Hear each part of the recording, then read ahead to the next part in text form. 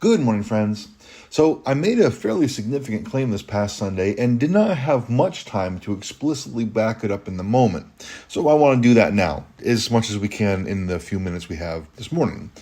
Because in talking about the various excuses that people come up with as to why they don't believe in, submit to, or serve God, the most common is the claim that God does not exist. Because again, obviously, if you can convince yourself that God doesn't exist in the first place, then you are excused from being responsible to him in any way whatsoever. And since the principle I had put forward from the parable of the talents was that all such excuses are nonsensical, that they don't make sense, I then made the claim that in this claim that God does not exist, that too is nonsensical. Okay, because in fact, the existence of God is the only sensical, it is the only rational and reasonable explanation for why anything exists at all. And again, that's a significant claim to make, especially in the midst of a very unbelieving world. So I want to take a few minutes this morning to demonstrate how that claim is actually true. Because let's lay our options on the table here. Either God exists and he is the creator of all things, or he does not exist and therefore he's not the creator of all things. And if he doesn't exist, well then we know the physical universe does exist, so we must explain how that could be if there's no God to create it. And the only two options there are that either the physical universe is itself eternal, okay, meaning that it has always existed, therefore it never had a beginning, it just always was, or that the universe has a beginning, okay? But if the universe has a beginning, but there's no God to start it, to give it the beginning, then either the universe created itself, or as Stephen Hawking claimed that we read on Sunday, it simply came into being by spontaneous generation. Nothing becoming something for no reason at all and by no means at all. And as we explore all these options, let's just remind ourselves that for the purpose of this conversation, all we're examining is the logic of it all. Okay, which option is logical and rational to accept? Because we all, on both sides of the debate, have our own biases that push us one way or the other. But if we do our very best to set those biases aside, a Herculean task, I know, but if we are able to do so, the question then is which option defies the laws of logic and which options do not? So let's consider the options we're left with if God does not exist, which is either the universe itself is eternal, it's just always been here, or it had a beginning and it's either self-created or spontaneously generated. Those are the only ways it can work. Now, the idea that the universe had a beginning but came by self-creation or spontaneous generation is the easiest to debunk, at least the easiest to understand as to why it's irrational, because something cannot create itself. Okay, set the universe aside for a minute. Can anything create itself? Of course not. Not even God can create himself, because in order to do so, he would have to exist to act in terms of creating himself so that he exists. He would have to be there in order to create himself. And that obviously is an incoherent, self-contradictory proposition. It cannot happen.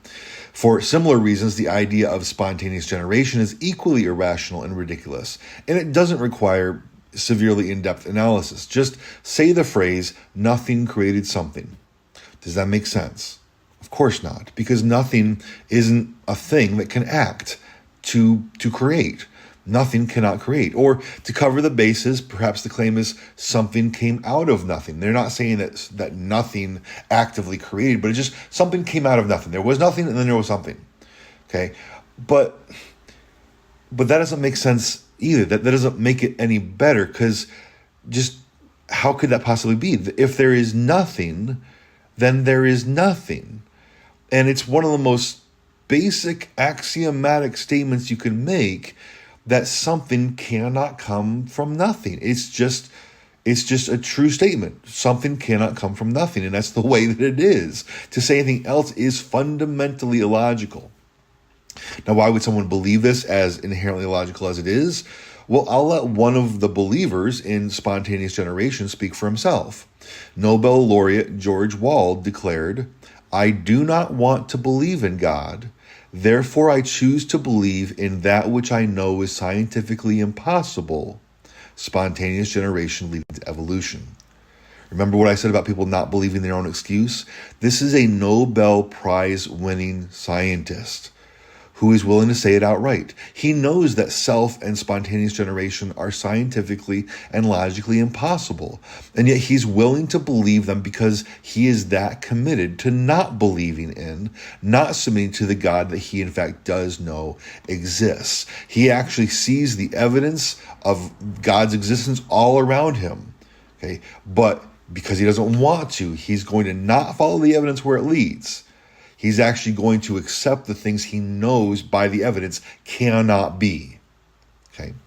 Now, what about an eternal universe? After all, we say that God is eternal, right? So would it be just as it's illogical to say that God created himself, therefore he must be eternal? So why can't it just be that the universe didn't create itself, but it's eternal instead?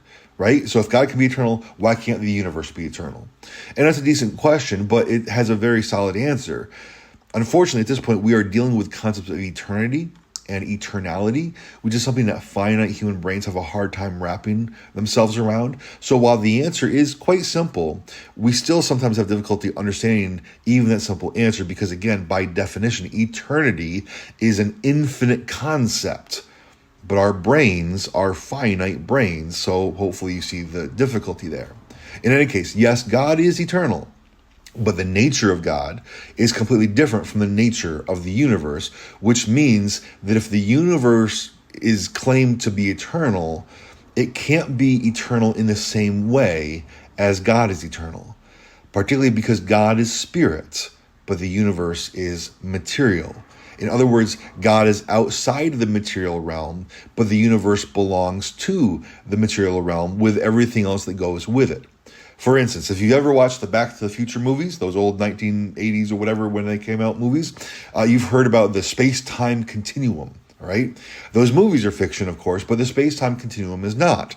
At its most basic, this idea is simply that space and time, and we can actually throw matter in there as well, that these things are directly connected and cannot be separated.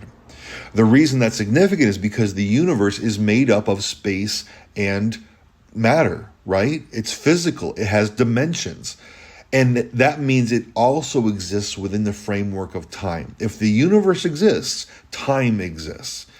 But God, being spirit and therefore not being part of the physical universe, he can and does exist outside time. In fact, he is eternal in the sense that he existed before time began.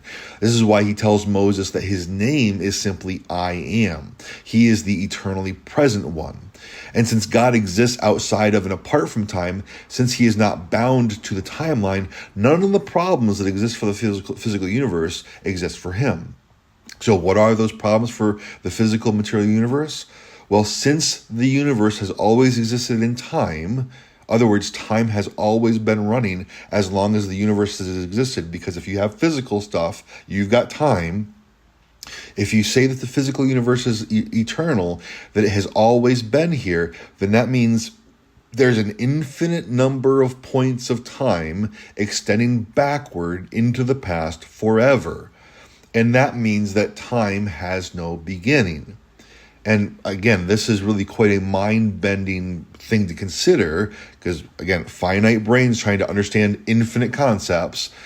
But if time has no beginning, if the quote-unquote start just extends forever in the past, then here's the question. How do we get to today? Because we are at a certain point of time right now. That's obvious. We're here. We exist. We are living it. But how did we get here? How did time get to us? If the start just keeps going further and further into the past, infinitely so, then how did time actually advance to where we are? It can't.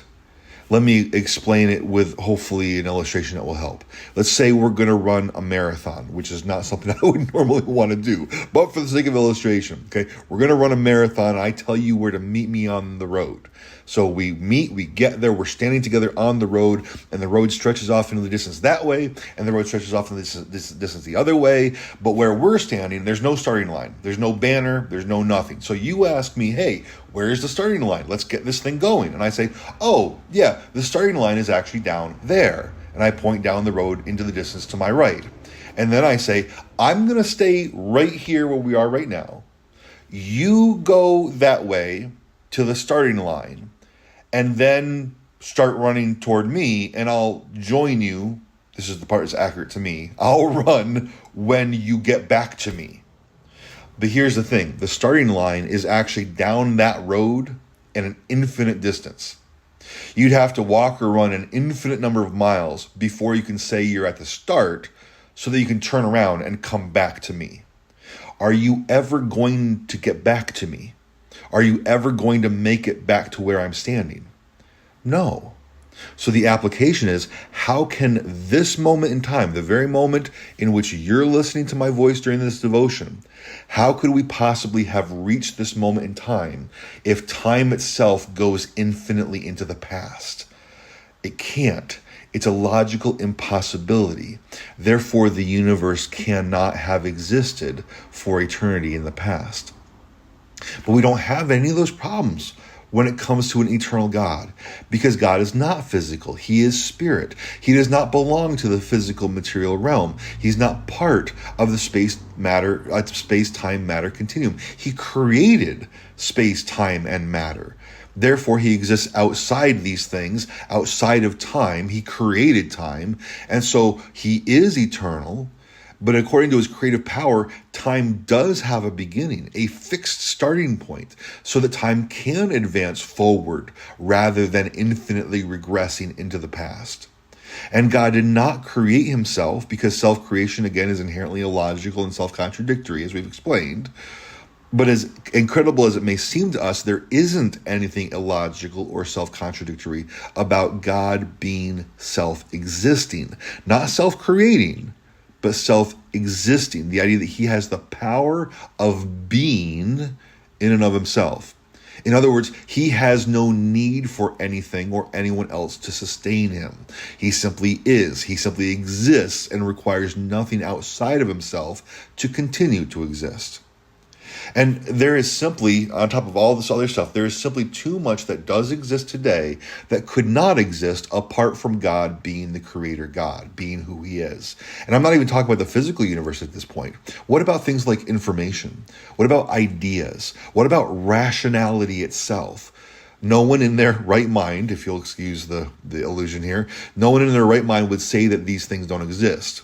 Information, ideas, concepts, rationalities, numbers themselves are abstract concepts that exist. And yet all of these things require purpose and intentionality and order, because that's what information is.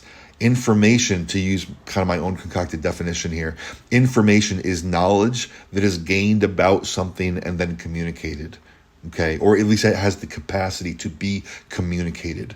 And knowledge and communication, they both smack of purpose, intent, and order. And all of these things reside within the mind. You cannot pick up knowledge in a material sense. You can't put it in a bucket. You cannot throw a law of logic like you would throw a physical ball. We interact with these things in our minds. They exist in the mind. Okay?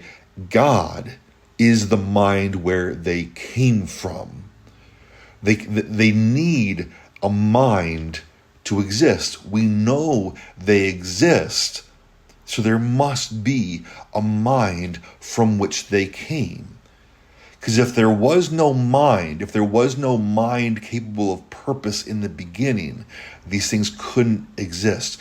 Because cold, purposeless, random forces, which are the kind of forces that atheistic scientists say produce the universe and everything in which we now have, including including numbers and rationality information.